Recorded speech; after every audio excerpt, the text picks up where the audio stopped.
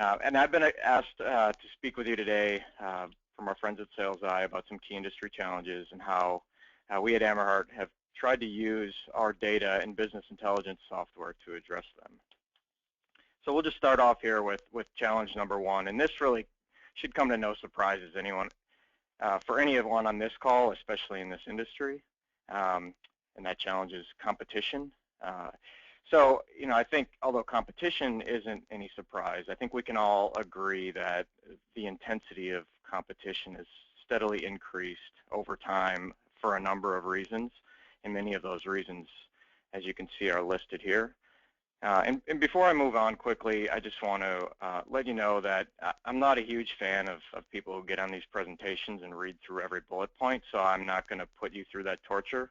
So even though I may breeze through a few slides here, this presentation is going to be made available after the call, so you can go back and reread if needed. I'm going to focus kind of on our story and how we came to be on this call and to use our data and things like that. All right, so moving on here. Like most of you, we've ridden the ups and downs of the building industry throughout the years. However, I think what makes the current time we're in a little bit different is after the Great Recession, or whatever you want to call it, ended in 2009. It's kind of been a lingering effect that's left us feeling like, not only has the playing field changed, but also the rules of the game have changed. And so what I mean by this is that not only is competition stronger, as the strongest survived and the weaker competitors kind of filtered out of the market. The same goes for our customers, meaning that all of our customers are smarter and more demanding than they've ever been. So once we kind of accepted this new reality and that these changes in our market were structural and they're not really going away anytime soon, at least we don't see them going away anytime soon, we kind of had a coming to Jesus moment, if you will, over here at Amerheart. We went back and we asked, okay, if our competitors are stronger and our customers are more savvy and have more information than they've ever had, where does that leave us? How do we differentiate ourselves when our traditional strengths, strengths like having outstanding service, high quality products, fair pricing, error-free delivery, et cetera, how do we compete when these strengths are now merely table stakes? So they're just what allows you to play the game. They don't really set you apart in the marketplace. So this insight really led us to have a company-wide conversation about, well, what makes us truly unique if these traditional strengths, are pretty much standard across the marketplace. So this conversation obviously took some time, as you might imagine, and as it progressed, two themes out of many that kept recurring were our people and our data are two things that make us unique. And these are both things that I think we all within our own companies have that are our own. Our people work for us, and our data is our own. Nobody else has it. So specifically, what does this mean? It means the unique relationships of our team members, and specifically our sales staff in this context, those relationships that they've developed with their customers, and then the sales data that has been a direct result of these relationships are two things that we've decided to really focus on that make us unique. So as you know, many of the people that you have are already in place, same as the case for us. So the people part is not that it's always a work in progress, obviously, when you're dealing with human beings, but the people are essentially in place. So then what we decided to focus on is how can we use and get more out of our data? So this is kind of the million-dollar question that we settled on. And what we decided was that we needed to make our data, all this data we've been gathering in various systems over time, more actionable and put it into context for our sales staff. So this includes things like giving our sales staff the ability to make sense of their customer sales data in real time, and also giving them targeted notifications to surface opportunities and threats in real time as well. So, we can avoid and eliminate a lot of that administrative work all of us love with running reports and formatting and lots of time sunk into those non-productive tasks. So there's some specifics here on this slide. Where what does that mean? It could mean servicing all customers who are buying one product but not its complement. It could mean giving salespeople the information to show them which customers are down versus which are up, which way those are trending. So these are the kind of things that I'm talking about.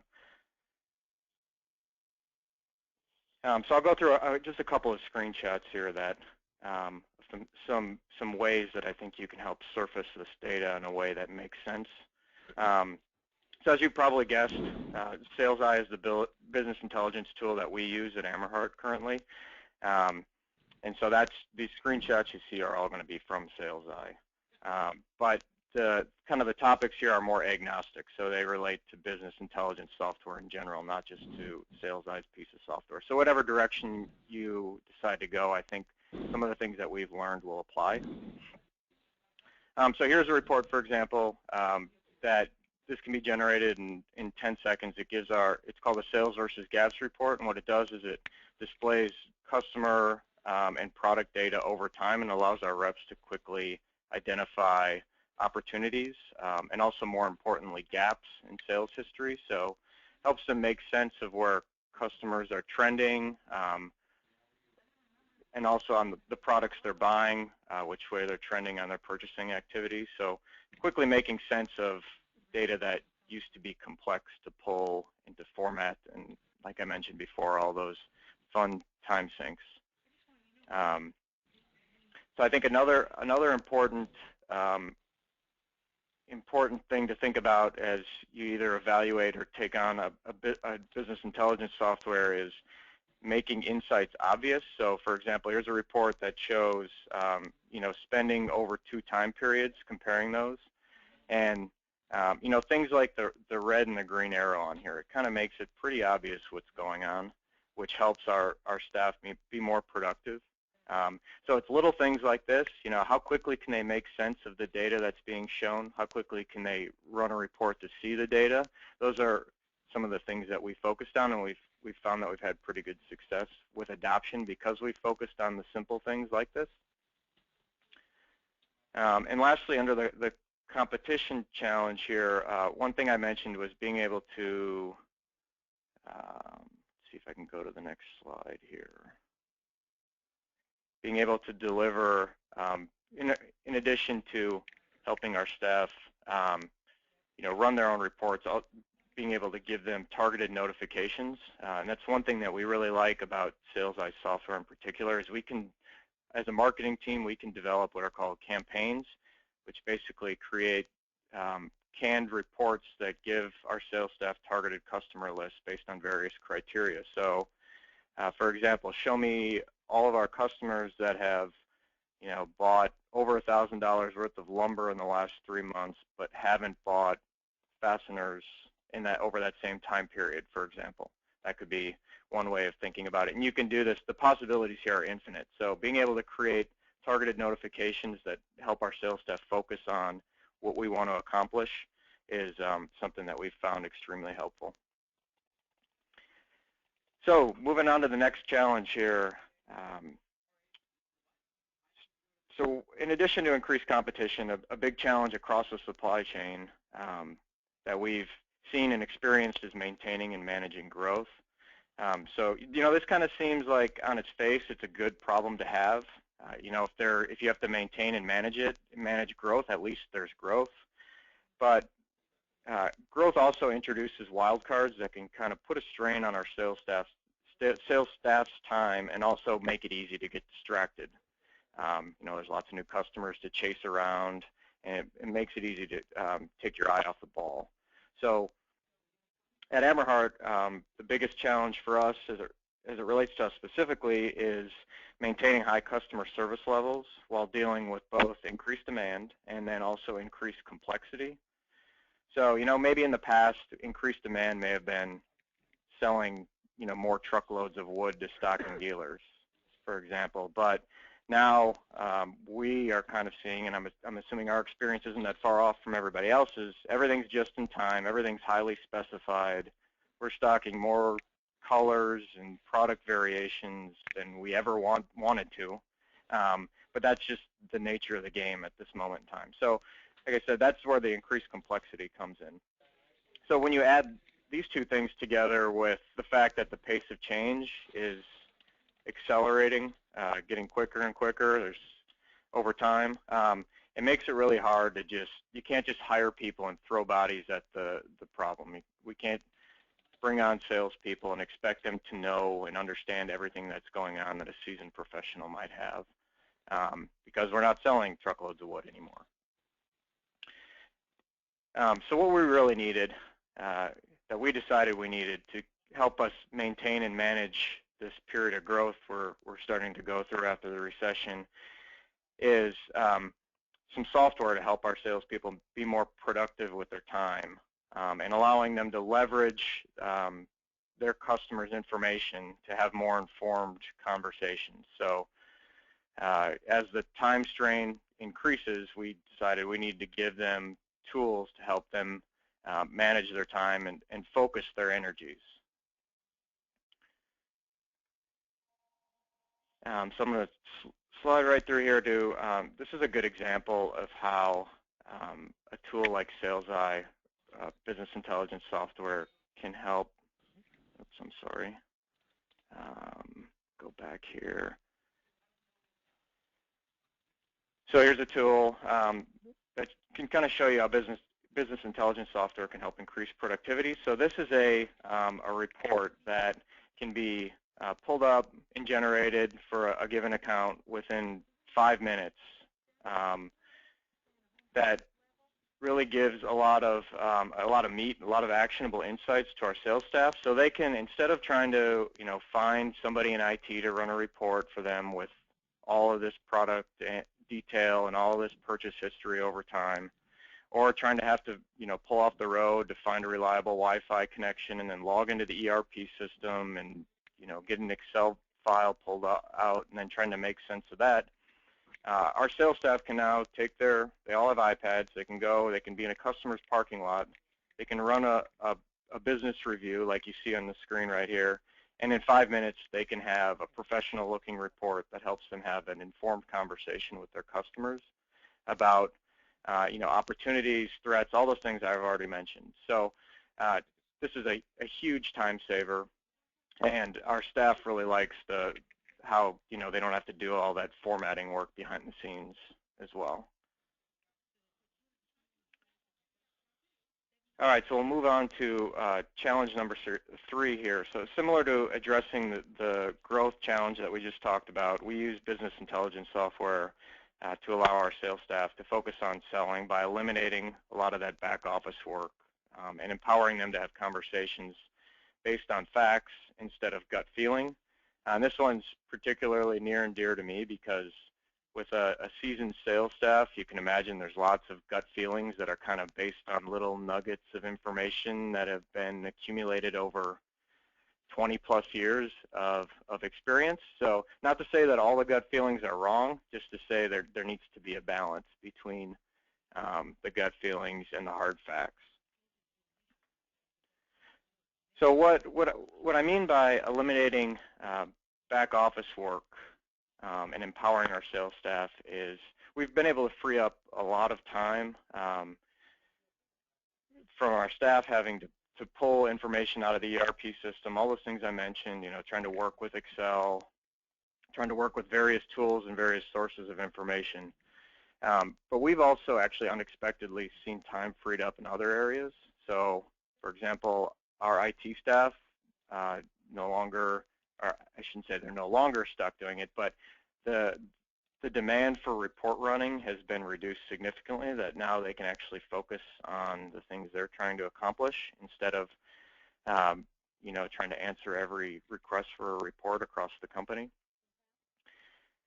So that's helped freed up time not just for our sales staff but across the organization.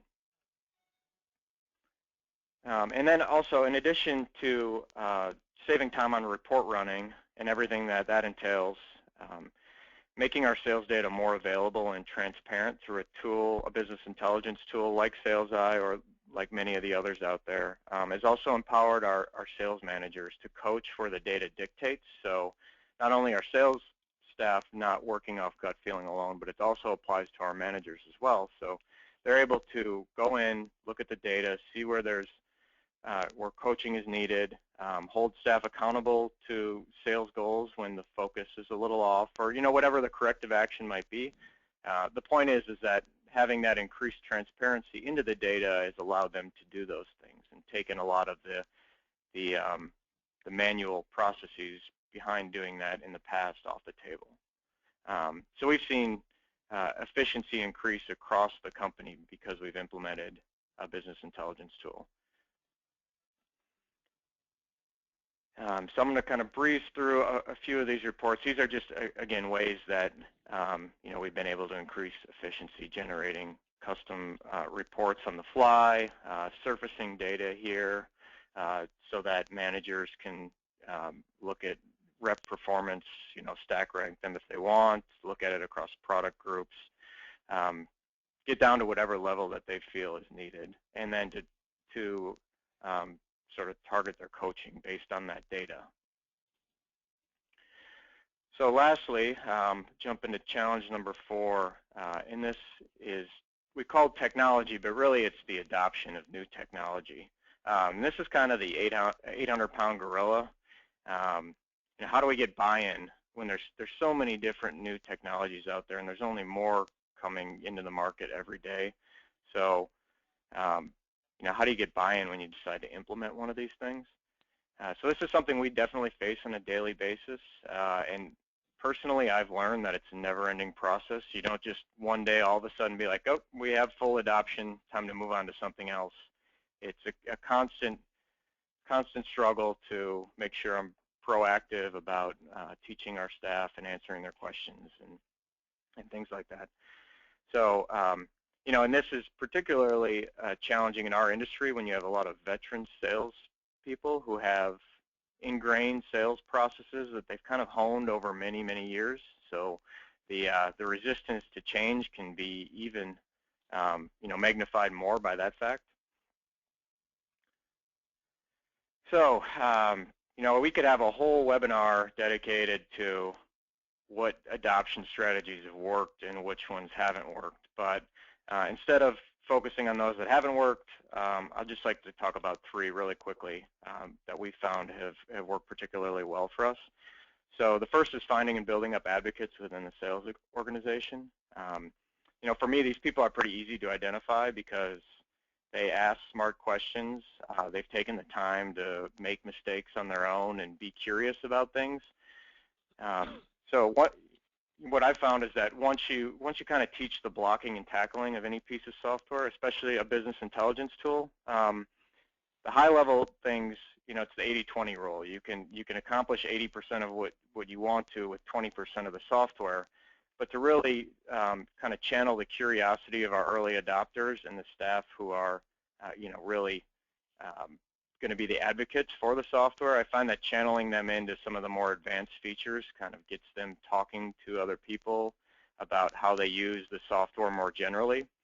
So it's kind of counterintuitive, right? Because you'd think that just teaching the basics would get more people involved, but I found that actually teaching some of the more advanced tactics to the more interested and curious users actually helps them be advocates for the software, and therefore helps me spread it throughout the company. And then the next strategy is kind of using the carrot versus the stick. And I know this is a little bit cliche, but we publish usage reports out of SalesEye to our management team every month that kind of stack ranks all of the salesmen. And instead of really hammering home the fact that certain people aren't using the software, we've tried to focus on correlating sales outcomes with high software usage where it warrants. So using the carrot, okay, this salesman has been in SalesEye frequently, and it has led to XYZ for them being more successful. So kind of making people aware of who is not using the software, but focusing on those who are and the impact it's having, I found is particularly helpful. And then lastly, results speak for themselves. So what we mean here is that 100% adoption is never going to be possible. No matter what you do, you're going to have somebody who's not using the software as you'd like them to, or using it as frequently as you'd like them to.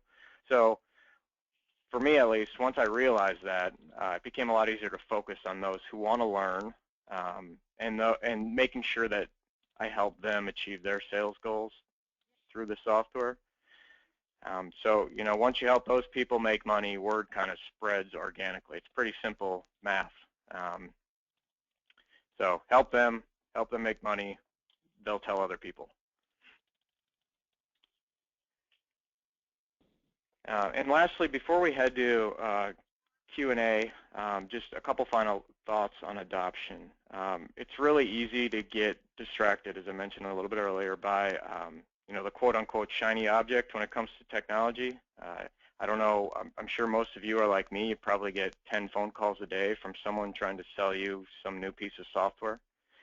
However, we found that by focusing on finding tools that are user-friendly, that address all of these challenges we mentioned above, and that makes our sales reps' lives easier, is where we can have the biggest, significantly positive impact on our business.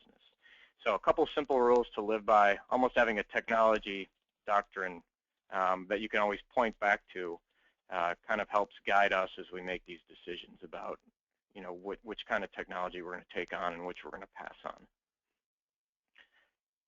So with that, thanks for listening, and I will hand it back over to Angie. Perfect. Thanks, Chad. Looking right now, does anybody so far have any questions? I know we kind of are reaching our time limit here, but we've had a couple questions come in that, Chad, I'll let you address. And again, if anybody does have any more questions, feel free to put them in the chat box. We'll go ahead and unmute your phone, and we can get those answered for you here. But Chad, I do have one asking about how long you guys have been using the technology for, and have the results shown so far. So we have been on, so when it comes to Sales Eye, which, as I mentioned, is our business intelligence tool that we use, we've been a partner with them since, I believe, January of last year. So we're looking at roughly 18 months. And the results, as I mentioned, the results with the staff that has used the software most aggressively are pretty clear, especially when it comes to focusing on specific goals. So you really have to hone in on it. I guess it doesn't make a whole lot of sense, and it's hard to measure if you just say, okay, this salesperson is using the software the most, but they're not performing the best, therefore what's the software doing? But it really comes down to targeted products and things that you're, goals you're trying to achieve. So for the people who have used it to, target very specific things, we found that it really helps out there. So although they may not be the best performing salesman in the company, when it comes to the goals that they've been tasked with, we found that the software, has exceeded our expectations.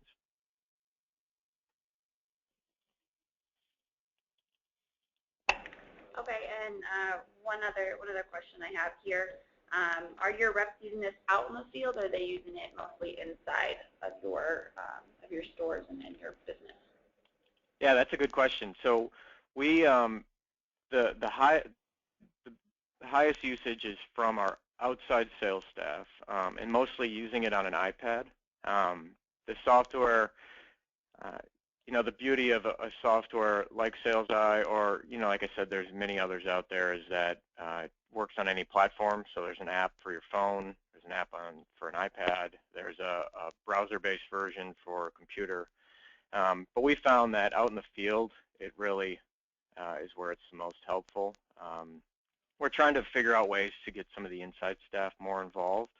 I know it's a little bit different, trying to help them be more proactive, especially in the summer busy season for us. They're busy answering the phone. So we're working on it with the inside staff, but we've definitely seen it used more by the outside staff.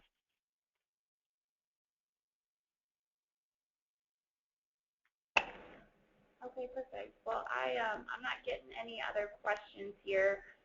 If you do have any other questions that come up, feel free to send them our way.